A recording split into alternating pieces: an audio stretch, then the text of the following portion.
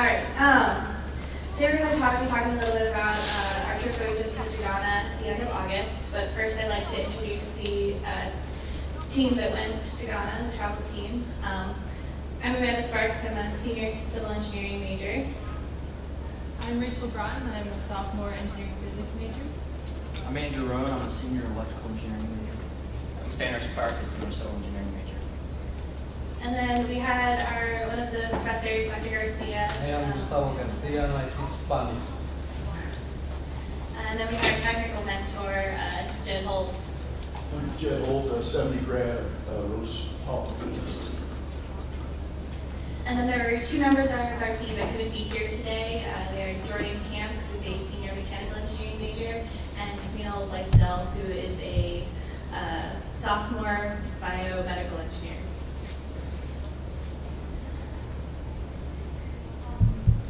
So like I said, we're going to be talking about our trip that we just took to Ghana at the end of August. While there, we built a community latrine in a village called Rose-Hulman. The presentation today will consist of a little bit about Engineers Without Borders as an organization, about Ghana, then the first assessment trip that we took, the general design of the latrine, the implementation trip that we just took at the end of August will be the main point, and then what lessons we learned while there, and personal reflection from each team member. So to start us off, a little bit about the world today. There are 78 million people that lack access to clean water, 2.5 billion people that lack access to improved sanitation facilities, and 2.5 billion people that lack access to clean modern energy. And so these are some of the issues that Engineers Without Borders is trying to help improve, provide clean water, provide access to sanitation and energy. Our vision is a world in which the communities we serve have the capacity to sustainably meet their basic human needs, and that our members have enriched global perspectives. EWB USA supports community-driven development programs worldwide by collaborating with local partners to design and implement sustainable engineering projects while creating transformative experiences and responsible leaders. Each EWB USA program is a full partnership with communities that we work with. They have to have just as much of a commitment as we do. We work with them in the design and the building of the structure to ensure that they take responsibility once our project is complete. These are long-term relationships. EWB chapters commit to at least 5 years working with each community that we work with, but these can be longer commitments if the projects, there are still projects that need to be done in these communities that we can work on. This is kind of a breakdown of EWB USA and the different chapters and what kind of projects we work on. They're both professional and student chapters across the country. And so there's a lot of water projects, but we also do a lot of structures projects, sanitation projects, and then other various projects. Our chapters mostly work on sanitation projects. And now I'd like to invite up Andy to talk about Ghana and our assessment trip. All right, so some background information about Ghana. The capital is Accra, and that's where we flew into, flying out of Washington, D.C., connecting out of Indianapolis. The population is 26 million. It's approximately the size of Indiana and Illinois combined. The official language of Ghana is English, but the local language within the community we were in was Twi. Obviously, we had to convert monetary units to CD, their local money. They're approximately 4 hours ahead of us in the Eastern Time Zone, and they're the 9th largest economy in Africa. Okay. So in 2013, we went on an assessment trip to the community in Rose-Hulman Chapter, and basically we kind of felt out the community, and we decided what they wanted from us and how we were going to go and implement that. So we spoke with community leaders and learned about their concerns and what kind of things were happening in the community. We performed some soil permeability tests, so we know how well the latrine would work over there. and how to design a latrine that will work the best. We observed their existing latrine infrastructure, so what they already have and what's culturally acceptable over there. We obtained material lists and calls so we can budget a project. And then we measured distances from potential latrine sites to water sources, so that if we were going to implement a latrine, we weren't going to affect a water source and produce further problems. So what we learned from the 2013 assessment trip was that the community had a population of about 2,500, so that we need to meet the whole community's population. And from there, we decided how many latrines we need to build. The current latrine facilities, as you can see from the pictures on the right, are in disrepair repair and few are still used. Much of the community practice open defecation, so they just go wherever they feel like it, basically, currently. And they are largely subsistence farmers. So that them going out to the open can do them more harm because they grow their food from the earth as well. And then soil, water availability, land area, and culture ideals are not conducted for a septic system or composting the tree. So speaking next about the latrine design in Sanders Park. Thanks, Andy. All right, so after our assessment trip in 2013, we had a pretty good idea of the needs of the community. We learned that the community was not comfortable handling waste themselves, making composting latrines not feasible, as well as the soil type was not conducive for a septic system. In looking at the existing infrastructure, we wanted to match our latrine to match what they have, because that's culturally accepted. Much of their buildings are CMUs or concrete masonry units, so we reflected our design after that. In addition, they use corrugated metal for the roofs, so we incorporate that into our design as well. Our design features 12 stalls that are gender divided, 6 for the males, 6 for the females. 10 of those stalls are actual toilets, and 2 of those are hand washing stations. We've designed to collect water from the roof, and it will pass through a first flush system, which will take out any contaminants, and then store the water in what they call a poly tank, which is the flat cylinder as seen on the bottom left image. The pipes are for ventilation, so this is a ventilated pit latrine, meaning that it's essentially just a hole and waste accumulates over time. Ventilation pipes are to allow gas to escape and to help with decomposition. We've also incorporated some windows, which are just essentially not CMUs, and just voids in the walls for increased lighting and ventilation as well through the superstructure. The dimensions are also seen in these renderings that we created. It was designed to be 26 feet long by 14 feet wide, and 10 feet deep.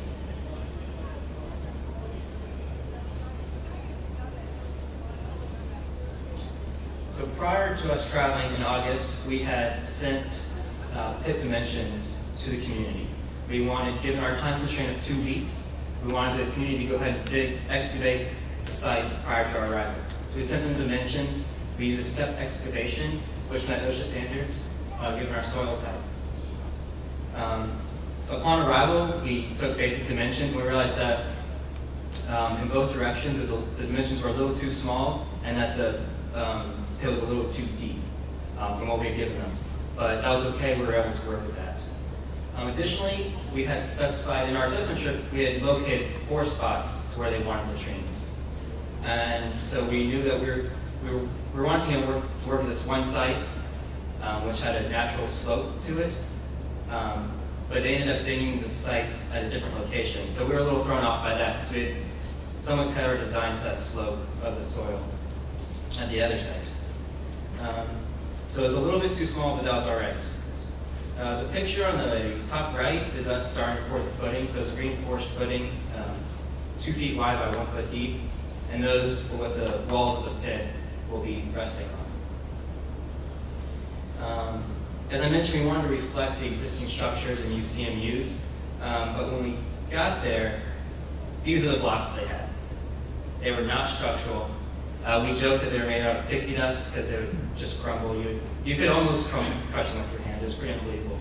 And also they were asymmetric about the length of the block. So So we were really thrown off by this because we thought we had performed a good assessment trip and knew what existed in the community and around the community, but clearly something went wrong.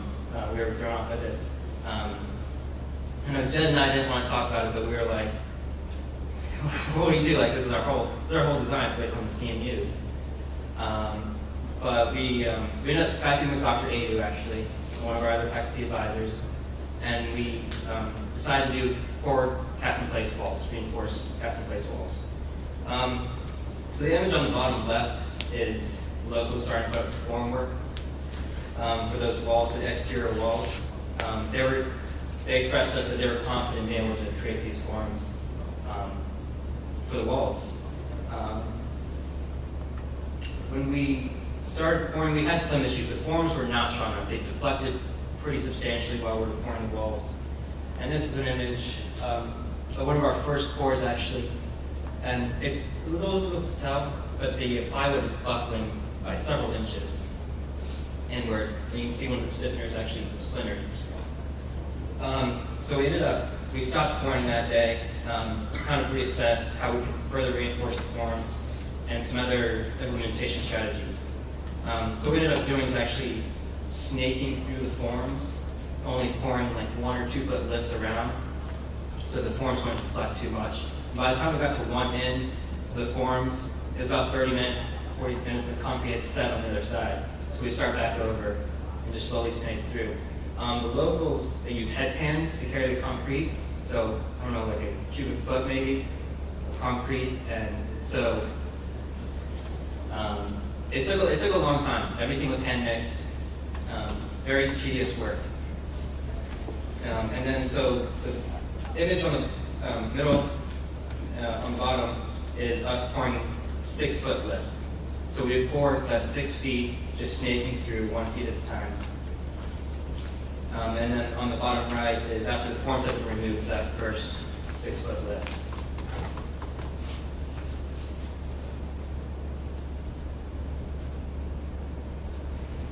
Image on the top left is after the final 4 foot lift. So again, the pit was 10 feet deep. They're currently removing some of the forms from the interior.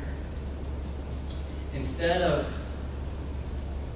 creating, so locally they use, to create the false work for the slab, so something to support the slab while concrete cures, they typically use bamboo as vertical supports and then use 2x4s to brace it, to rest plywood on top of. But we designed a way around that because that's very tedious. We actually used joists, 2-way joists, to span the pit walls. That saved a lot of time. It was maybe slightly more expensive, but we probably saved 2 days worth of work by doing that. And so we created little divots in the wall. You can see in the top left to hold those 2x8s so that when we put the plywood down, it's flush with the top of the walls. And then the image in the middle top is us laying reinforcement, as well as PVC cutouts that we use to create voids in the concrete slab, so that when we go back to implement superstructure, there's a place for the toilets to rest on. So then we go back and cut concrete, which is, in this situation, impossible. So we create voids for the stools as well as the ventilation pipes. And those PVC pipes will remain in the concrete. The top right image, after we had poured the slab, we had inscribed a small message with the community's name, our name, and then the date on which that slab was poured.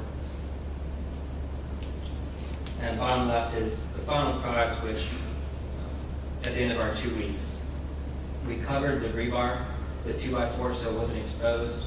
And then the plywood you see on the wall, on the back wall, is actually holes that they can use to remove the waste. So there's a professional waste removal service in a nearby town about 30 minutes away. And so once the pit becomes full of waste, they can open these doors and remove the waste that way. And we're also, there's a road 20 feet away. So the waste removal service truck can get very close actually. And we will end up given instructions for the community to go ahead and backfill up to grade, up to the slab. We weren't able to do that while we were there because the concrete was not strong enough at the time. And then that's the travel team, bottom right, with the rose flag on top of the slabs. 2 weeks.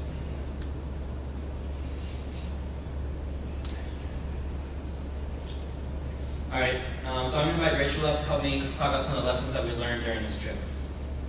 Okay, so lessons that we learned, which are going to be very important for our future trips. First one, communicate all design ideas and changes with community and vice versa. So this is something that Sanders kind of touched on a little bit earlier. When we were going there, we originally thought that they had dug the pit in a different spot. Well, it ended up being okay. This could have potentially been a problem if we had planned for flat ground and it turned out being sloped or something like that. So this also is true with your on-site. We changed a lot of design right there, so they needed to, communication was kind of difficult as the design was changing pretty much constantly. Never assume the same materials or construction practices exist in country. That could also be in different regions of the United States. But I mentioned the problem with the structural blocks. We're totally thrown off by that. Be able to communicate our design ahead of time, to know materials do exist. I'm going to save us a lot of time and stress. So that's critical. Be mindful and accepting of cultural differences. Two big cultural differences are the gender divide and then the hierarchy of elders type of government type of differences. So with the gender, women do mostly, they're the ones that stay at home. They're the ones that get the water, take care of the children, make the food, and then the men go out and work.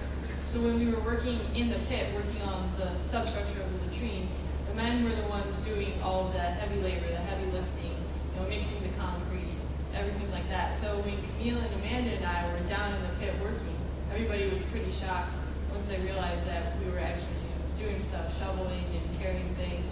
And they kept asking, I kept getting asked, are you tired? Are you tired? Go take a rest. They just don't expect women to do that kind of labor. But the women actually do work very hard, just not in the same way that we are used to here. And also they were shocked to know that we're wearing pants and things like that. And also with the hierarchy, there's a council of elders, and the Queen Mother is the leader of those elders, and so every decision has to go through them. They're the ones that really control the laws in the community, and they're also very respected. And it's kind of, a little difficult when we're working with the latrine that they are the ones that have the final say ultimately, even if we disagree. Ensuring there's a designated community foreman, we ran into the problem of labor continuity. Because these people are coming to work on this project, they're volunteering their time, they're taking time away from a paying job to come help us construct this latrine. And so it's difficult for them to take the entire 2 weeks off because they can't go and help pay that much. So we had a lot of people come and go throughout the week. We had several skilled laborers that were there for the majority of the time, but designated community foremen, one or two that are there for the duration of our project to help assist in construction, translation. It would have benefited us greatly because again, communicating design changes since we had a lot, and our construction practices, for example, the joists, not instead of replacing those with bamboo, the other way around, replacing them would have talked about. Ensure every team member is well versed with design. This is important while on site, communicating what needs to be done to the people who are working. Because a lot of times we took more of a supervising role, so we needed somebody staying there that was familiar with the design, and also the changes in the design that came along with it.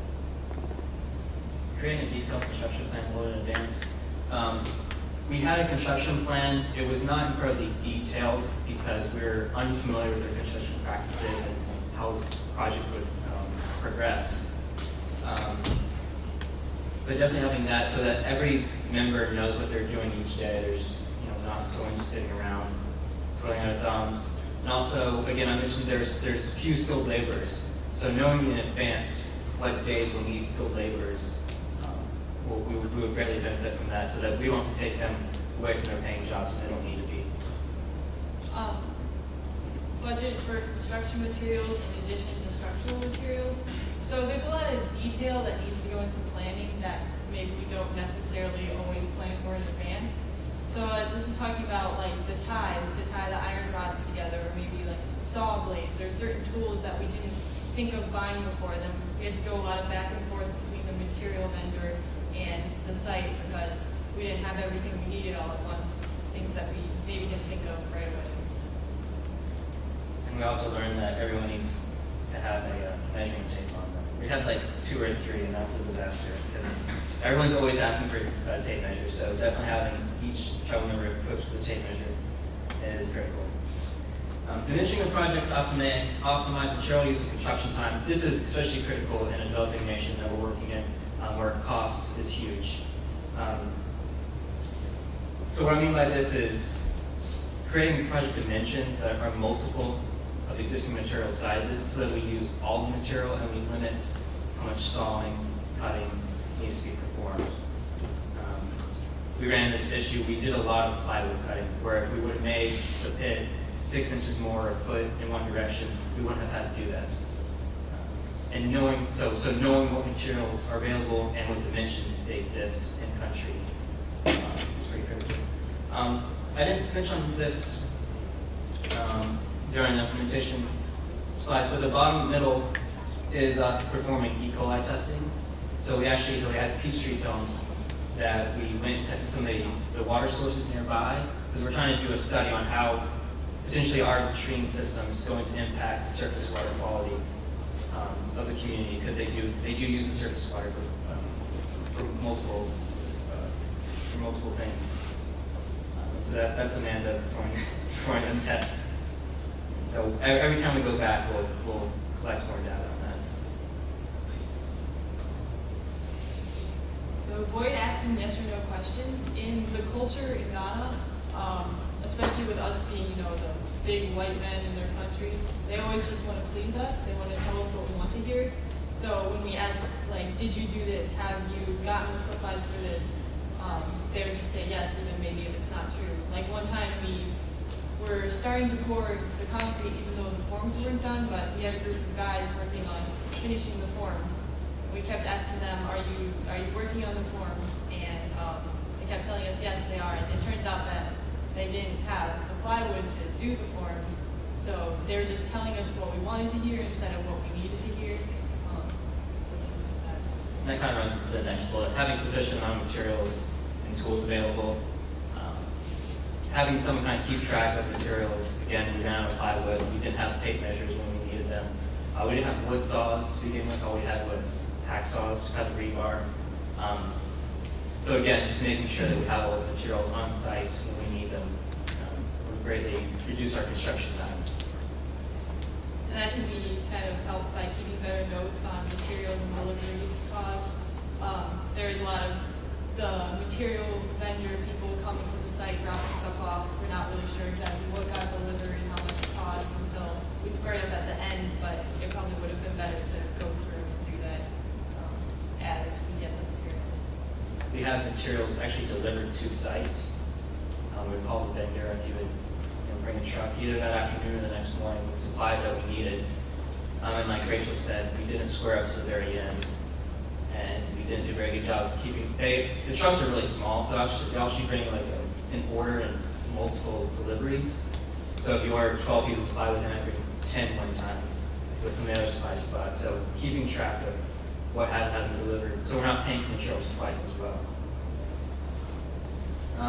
Making clear the project is a cooperative partnership. Amanda touched on this, and that's a huge aspect of EWB is that we cooperate with these communities to where they have a hand in the project, the design, and everything.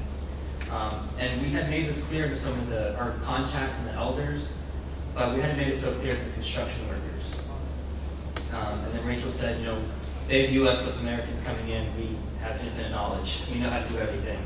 But in fact, their construction practices are quite different from ours. And so having their input on what they currently do and what we think we should do, they need to be more clear that we value their input.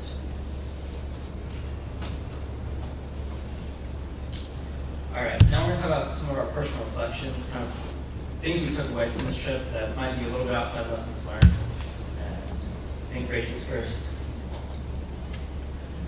So some of my personal reflections, it really shocked me how much we, or at least I myself, take schooling for granted. They have a school in the community, but I mean, it's mainly for younger children, elementary school, maybe early middle school, but they don't get much of a higher education above that. Some kids don't even go to school. You can tell because they learn English in school, and so the kids that don't speak English are the ones that obviously they don't go to school, and they tell me, I don't go to school. And they really want to pursue a higher education. It's just very expensive to get anything, high school, college education like that. Or it's something that most people in America have access to, at least through high school. And so that was very shocking. Happiness is relative. The people in the community are all very happy. Everybody that we met was smiling, and especially the children. They're always happy. They're always playing. They don't really care about anything. Sure, they have nothing, but they're so happy. For example, one time, after we would get our lunch delivered to us in these carton containers, one time we gave them to some of the kids and they made a toy car out of it, and it made their day. They were so excited that they could make this car. They played with garbage. At the end of our trip, they got a recycling delivered, and this one little boy named Junior, he got a Matchbox car, a little Matchbox car. And that was probably the only toy he's had ever in a long time. He was so happy, and he wanted to run up and show it to me and drive it all over my heart. So, and also friendship has no boundaries. I made a lot of friends on this trip that played all sorts of games with kids. Taught them games, they taught me things. And also, people in the community. There's a lot of friendship and bonding. So Camille's not here, but I'm going to share her personal reflections. She says, it is amazing how much happiness there can be in a community that has so little. Their culture was so different and difficult to get used to, but very interesting to learn about. I'd say that's true. And carrying things on your head is a lot easier than carrying it normally. Yeah, they carry everything on their head. The women, they carry these giant buckets of water on their head. They carry a whole tree on their head. It's amazing. But it actually is easier to carry something. Now, Amanda. Alright, so one of the biggest things that stood out to me was just how much dedication the community actually showed to the project. Like we mentioned several times, one of the biggest aspects of these projects is that the community takes ownership of them, actually feels like they're partnering with us. And we definitely saw that. I feel like we had sometimes 30, 40 guys out pouring concrete for hours, working harder than I've seen anybody work ever. We poured concrete on a Sunday night, which is when they never usually work on Sundays, but we poured concrete on a Sunday afternoon and night until 7, 8 o'clock at night. It was dark out, but they did that because they knew that we needed to get the project done, and that it would make sure that we got what we needed to get accomplished done. They understood that and wanted to help us with that. They're also all the guys that volunteered to help work were taking time off of their paying jobs. They weren't getting paid. The elders of the community were supplying lunch for anybody who worked. But they were not getting paid, and even though they live on less than $1 US a day, I mean, that's a lot of money to them. It makes a lot of difference when you're taking 2 weeks a week off of work to help us. So I was really excited that we saw so much community support. And then kind of along the same lines, there were generous amounts of labor, even from those outside of the community. We had a great driver named Parker. We hired him to drive the van that we were transported in all week. So he was hired. He wasn't part of the community. He didn't have to do anything other than drive us around, go pick up our lunch, and yet more often than not, you'd see him on the work site, helping, grabbing tools. He helped a lot with mixing concrete and making sure that it was done properly. Helping translate a lot of times. And when we asked him why he was doing it, you don't have to do this, Parker. He's like, I'm helping these people who have less than even I have. This is good for the community in Ghana, and I want to help. So I thought that was really awesome. And then Jordan couldn't be here, but His reflections are there is an endless supply of enthusiasm from the community, but sometimes it was overwhelming. We had all this dedication from the community, and they really wanted to help us. But sometimes we needed to take a step back and like evaluate and hold off for a minute, but they just wanted to keep working. And so it was a good thing, but sometimes it was overwhelming. Also, new construction methods were greatly appreciated by the community members. We did show them some new things. They were like, oh yeah, this is actually a good idea. We can see why you would do this. They're curious people. They're interested to know why we do certain things and how we live. We would put sunscreen on every morning because obviously the sun's very hot there and we're not used to it. And they, what is this white stuff that you're putting on? We're like, it's to protect us from the sun. They're like, oh, why are you doing that? Like, 'cause I'm gonna turn red if I don't. And then coconuts are yummy. We eat a lot of coconuts. And Jordan was crowned King of Development, so he's the only member that had traveled on the assessment trip in 2013. And so they all knew him from that trip, and they had crowned him King of Development. I think that was right, development or infrastructure like that. So that's a picture in the top right of him, the Queen Mother, at this little ceremony that we had. They gave him full chief guard and paraded him around town once he finished construction. It was.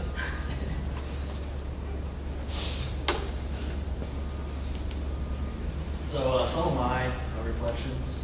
So when we flew into Accra, we had a 2-hour drive to Ghana's way through, and I got the lucky number of sitting in the front.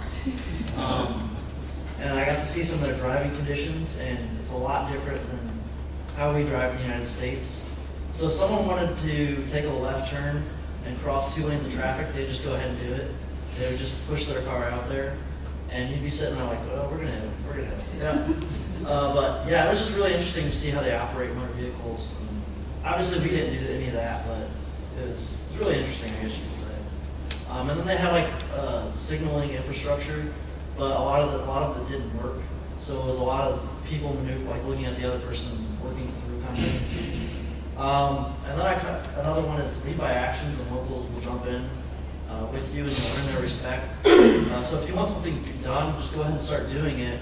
And if they see you doing work, they'll go in there and remove you from doing it, and show them how to do something. They'll go ahead and do it. If they see you working hard, they're going to respect you more. So next time you tell them to do something, they're more likely to listen to you and understand you. Another thing is cross-disciplinary.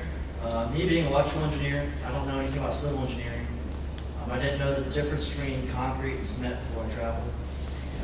So I got to learn a lot about civil engineering, and just it's going to help me later in my career a lot.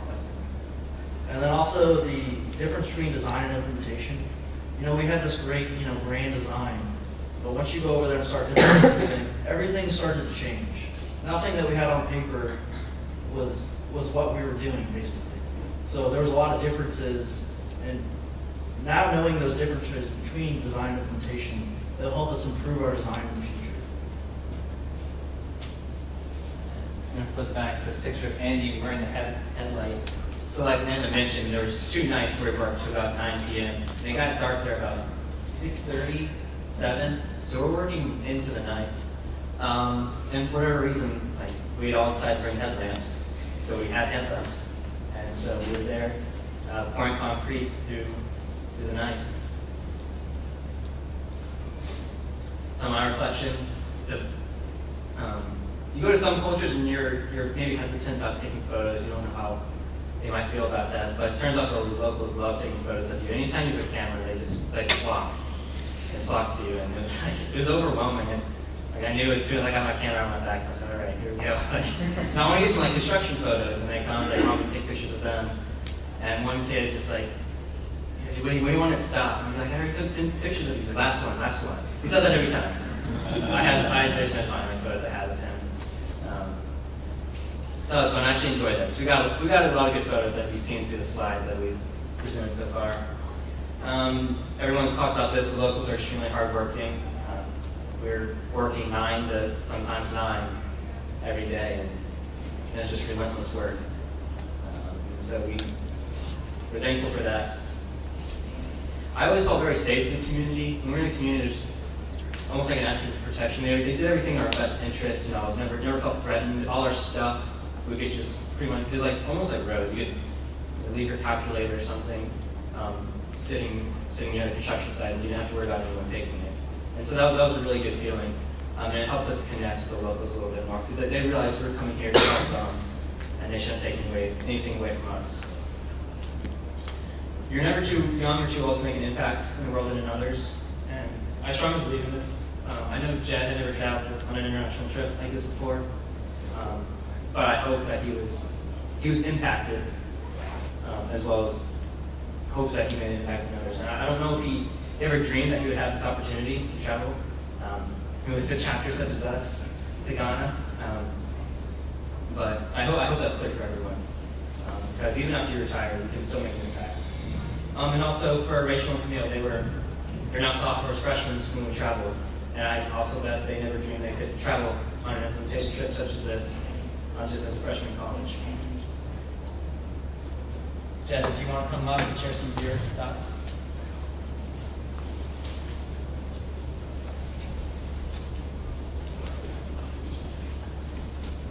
Well, as I said, I came away from this organization a long time ago, and the students here are just as smarter, I guess. They're hardworking.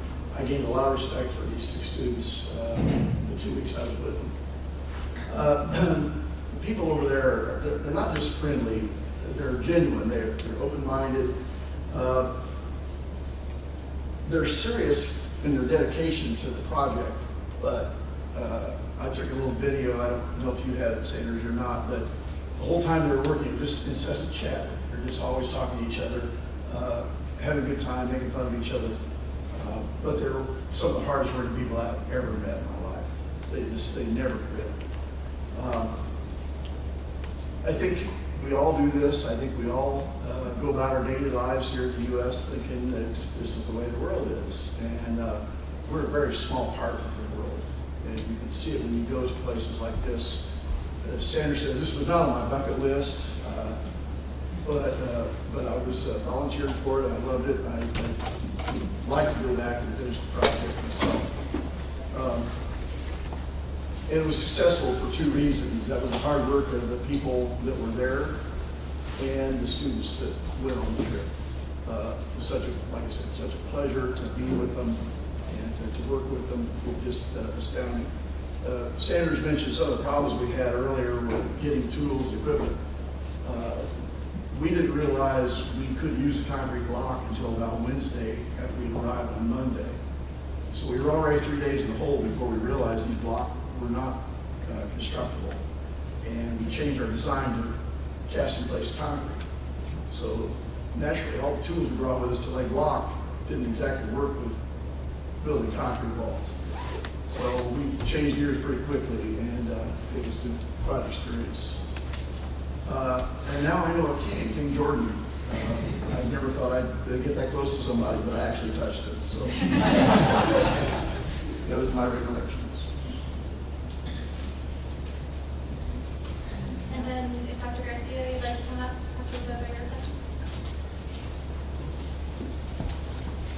Thank you. The first one is obvious for many people, but not always for students. When you go to less developed countries, you see that some resources are very precious that you take it here for granted. Taking water. How much water do we waste on a daily situation?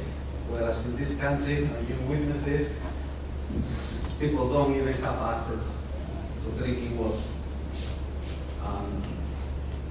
That's not normal. We should try to change that.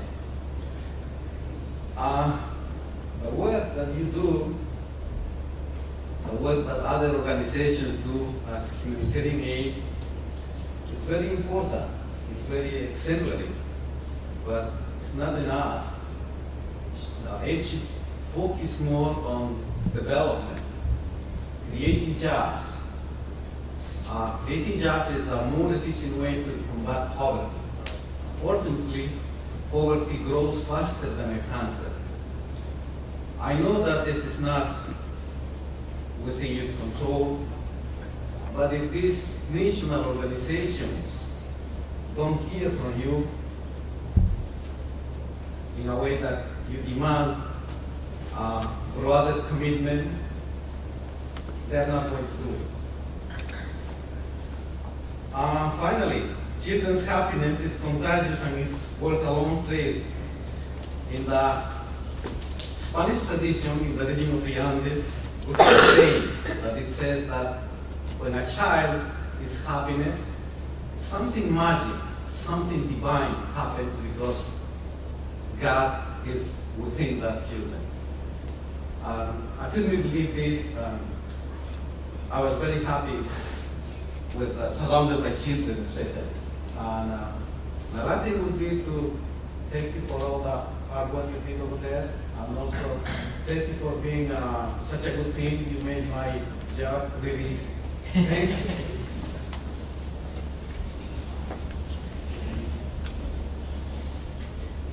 Now we have a video that we made, our trip that we'd like to share. So hopefully we can get it to work.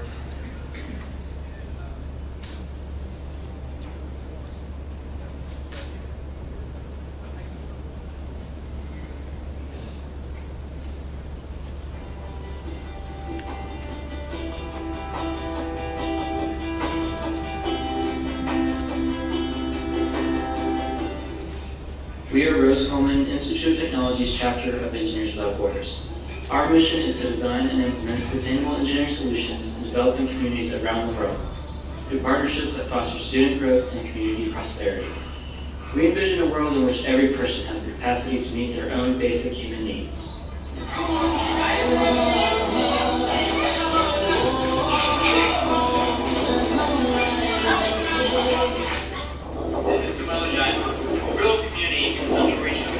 About 2 hours from Accra, the capital of Ghana.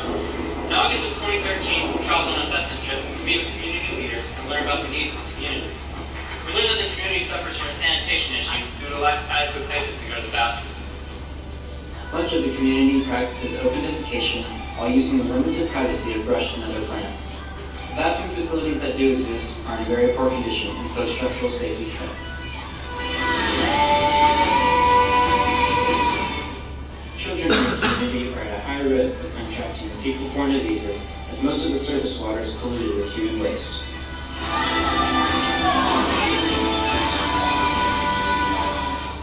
After 2 years of overcoming many design and logistic obstacles, we returned to the community in August of 2015 to begin construction of the first of 4 ventilated pit latrines. Each of the 4 latrines is designed to service 1/4 of the community, roughly 700 residents, for up to 5 years before needing to be emptied. During our previous assessment trip, we learned that the community was not comfortable handling the waste themselves, making composting and other latrine types unfeasible. A professional waste removal service from a nearby city is able to be contracted to remove the waste as needed.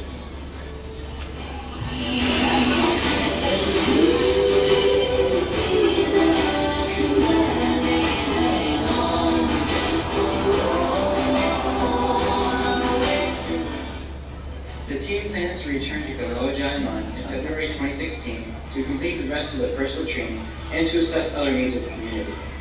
If you're interested in joining our chapter or in donating, please be sure to speak with one of our officers or visit our website, which can be found through the Rose-Hulman webpage.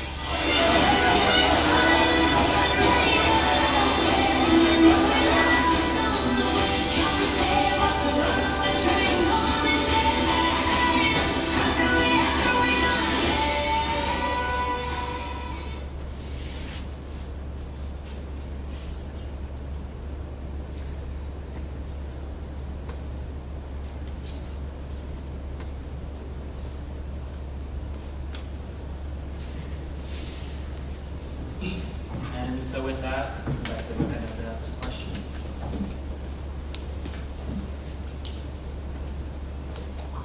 Frost. So what happens next now that you've got that done? So right now we're working to, again, we've designed the entire structure. We're going, now knowing some better construction practices and available materials, we're going to redesign the superstructure over the next couple of months. And ideally travel in February during quarter break to implement. Josh?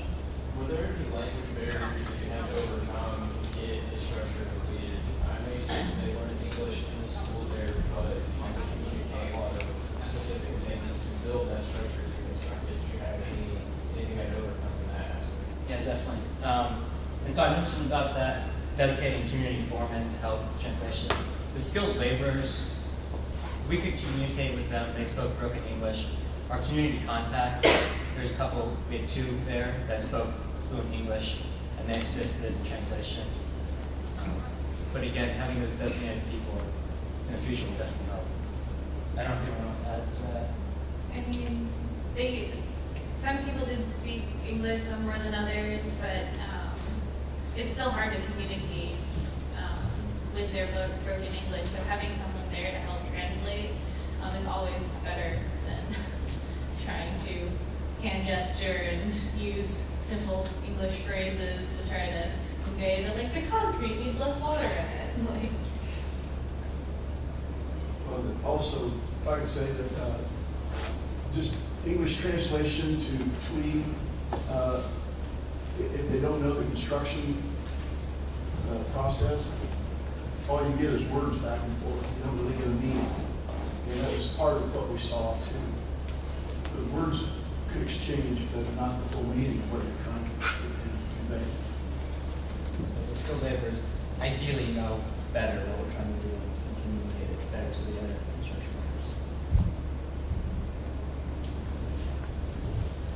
What kinds of, sorry. Nope. sorry. What kinds of construction skilled labor did you end up hiring versus just unskilled types of work? I wouldn't say, so they were volunteers Okay. of the community. We had hired them directly. We had carpenters who did much of the form work, all the form work. We had concrete workers. We had steel benders. We had people that were dedicated to excavating the pit, whether it's considered skilled or not. That was their role. Outside of that, I'd say those carpenters, concrete, and rebar, steel workers were the main 3 skilled laborers that we had. And skilled labor is voluntary. Yep, moving materials. Mixing the concrete itself. So the concrete workers were the ones that were placing the concrete, like I said, finishing the slab, making sure it was level. Yes. Couple questions, sorry I can't remember.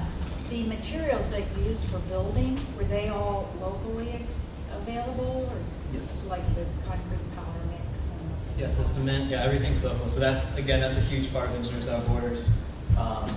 To help make the project sustainable is using all local materials so that when we're gone, they can construct, implement more projects and be able to maintain existing homes that we built with them.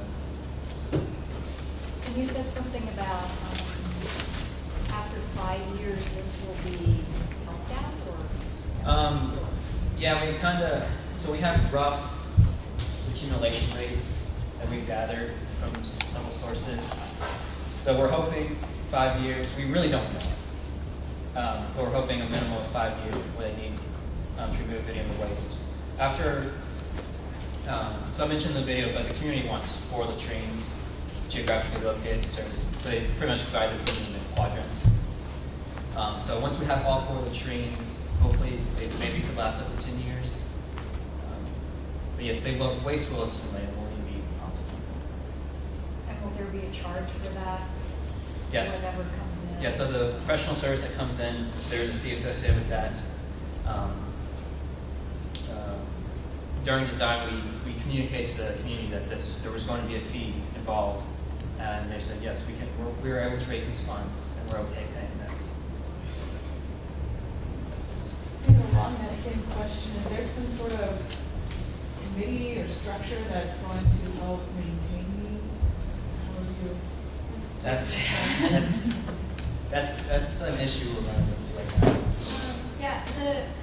The Council of Elders and the Queen Mother, again, have ultimate say.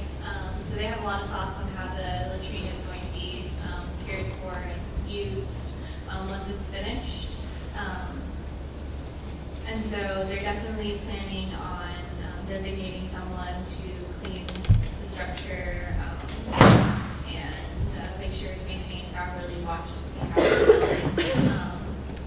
But they are thinking they want to charge some small fee for use, which we're hesitant about. So we're going to work with them to make sure that there's an actual plan in place and that we are all comfortable with how they're going to use the latrine after we finish. So any ideas? Yeah, Would be very have interesting. input. Yes. You all did a really fantastic job. The question I have is from kind of a personal, professional growth standpoint. How would you put the context to this experience in perspective of the going to classes? I think Andy can talk about this with design versus implementation. I think it's a huge experience. I mean, you're just sitting behind your desk, always just drawing things up. You don't really have any, especially, Sanders likes to use the word spatial engineering. That's not necessarily one of my strong points. You know, I do it on paper, but I don't really know what it looks like. Like, what am I actually doing? I think that's one of the biggest things I got from this project is I can visualize, what I'm doing. I can put it in perspective and say, oh, this is how it's going to look when I actually do this. So I think it was a huge growth experience for me. I know for me, I'm a civil engineering major, I'm a senior, I've been through the civil engineering curriculum. Theoretically, I know how to do this stuff, right? But I don't know how to place rebar or build forms. So actually, seeing an actual construction project get done really puts everything that we're learning into perspective in the classroom. And I know now how to lay the rebar in the concrete, reinforced concrete that we designed in class. I think it's really cool. Troubleshooting as well. We obviously ran into a lot of issues. Oftentimes you don't run into those kind of issues in the classroom, especially when it was a real issue. We were here, we had the tablets there for 2 years. We told them we're coming to build this latrine. We get there, we're like, crap, we can't do anything. These blocks aren't going to work. And so we're like, well, we got to figure something out because they're depending on us. Yeah. How much do they need for the blocks, or can they do anything else with them? We got, 300 blocks, 200 blocks? It was more about a fourth or a third of the blocks. Once we realized we got it delivered, we thought, maybe they just need more cure time. Well, that wasn't a problem. They were fragile. I mean, they were just, it doesn't seem to have cardboard. So we canceled the remaining order. So we have about 300 blocks. We think we might be able to use them in the surplus. For some of the non-structural wall device engineers. But I think the blocks are about $1.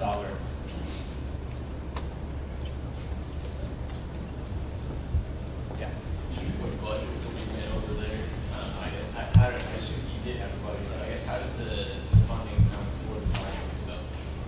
A lot of our funding comes from the Institute as well as the Government Association. They provide most of our funding. Outside of that, we rely on private and corporate donors. So we do have fundraising events throughout the year. We have a 5K this weekend, for example, so I should see all of you there. And so that's half our club, is fundraising and marketing.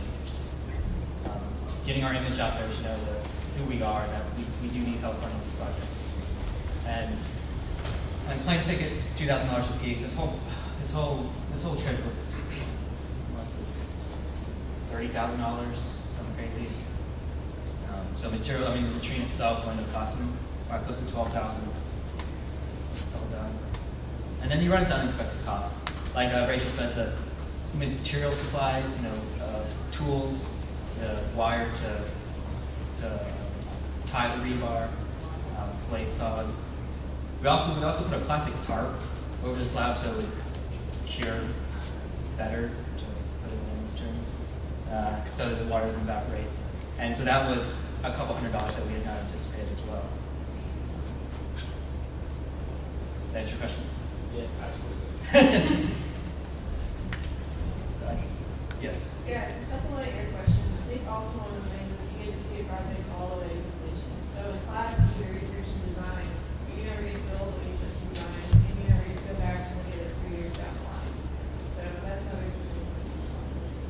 very rewarding experience. So I think you have another question? Yeah. So you said that the final design will be done around February. So what's being done is, I guess, protect the structure now until the actual design is finished. Want to talk about that? Talk about it. We have, as you can see from one of the pictures that were of the pit finished, we have covered the rebar to ensure that nobody gets into it. The edges are covered to kind of protect them. I think the tarp is being left on the slab, and they did backfill, which will provide a lot of protection for the substructure. I mean, most of the structure is underground, so it will mostly just be the slab that gets anywhere. Hopefully prevented some by the tarp. And also the slab has plywood underneath it, so the toilet holes aren't actually cut out yet. So it's not like, you know, stuff is gonna fall into the pit.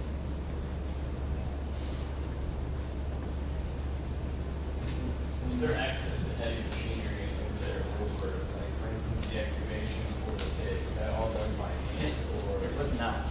So the plan, what? Continue. So the plan, we told them, here are the dimensions, we need this done. And they tell us, all right, we can do it in like 4 days. And we're like, and they're like, yes, we can. We're like, okay. So they started digging about 4 days prior to when we got there, and they're like, you can't do this in 4 days. Yeah, we told you so. So anyways, they ended up renting an excavator. I don't know where it came from. I mean, there's a nearby city, which is where it came from. But they dug about probably over half the pit with that excavator. So yes, heavy machinery is available. However, we refrain from using it because that cuts into costs and the sustainability of the entire project. How were the roads between where you were and? They were paved. It's kind of like driving to Chicago, through Chicago, in my opinion. That's bad. It reminded me, I worked in Chicago last summer. I was like, oh, I'm back to Chicago. There's just potholes everywhere. But they are paved asphalt. However, they're pretty deteriorated. It's not, at least it's not dirt. They essentially just lay like asphalt on top of the ground. And so there's a lot of dips and places that have just kind of fallen apart, potholes. So it's a fun drive. There's also a lot of speed bumps to slow people down because they don't like stop signs and stoplights. So speed bumps, which are in a bus, really fun. Well, I'm Ghanaian, first and foremost, so I can associate with whatever you guys have talked about. And just an advice, I think you should go ahead and let them come to a compromise or an agreement and find a way of paying something towards maintaining because that's how some projects get like the first ones we saw. If it comes to when it gets full and they have to drain it, then they start looking for who will pay for the traps and all that. And it's not as easy as it is here. So to come by that money, so it will be okay to kind of do that. And my question is, since you have seen how things are done, like you said that the blocks were not what you planned for, what would you do the next time you go? What plans do you have to kind of do things differently when you go there? How prepared are you? So with regards to this latrine, Yeah. or future projects? Or the future ones? Okay, so we learned that they don't use the structural blocks, they use beam column construction, so they construct a column and just have a beam connected to just have infill, so the non-structural blocks that we saw that infill have. So we're going to try and incorporate that into our superstructure design. And then future projects, each time we travel, we kind of assess other needs while we're there implementing. And so we'll have a better idea of what we're going to do. So in this first assessment trip, we were just like, had no idea, pretty much. So we didn't really know what questions to ask, what materials we might need, etc. But now we know the community a little bit better, have better communication. I think going forward, we can better prepare.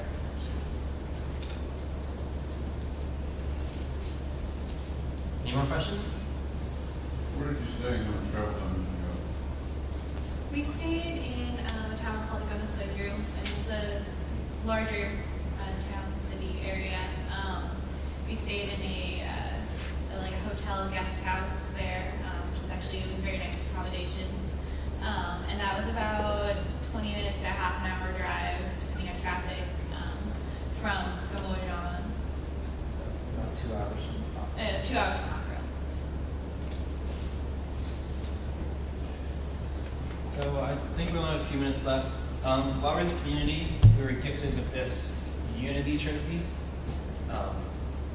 which has 3 individuals holding up a globe. And it says greetings from Gamojan to EWB. So we have. Trying to find somewhere on campus to put it so everyone can see it. It's very well crafted. It's made out of Odula wood, is that right? Odula. So it's pretty dense. So everyone can see this. So I think we're going to wrap up, but if you have any other questions, please feel free to come up here and ask any of us. And then also we are selling t-shirts and jewelry from the jewelry is from the village that we worked in Ghana. We're selling that out in the Malawi area. So you should definitely check it out, buy a t-shirt. All the money goes to EWB. There's still fruit in the back.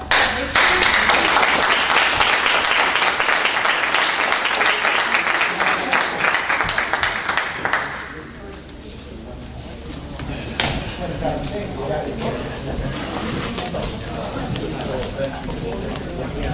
you.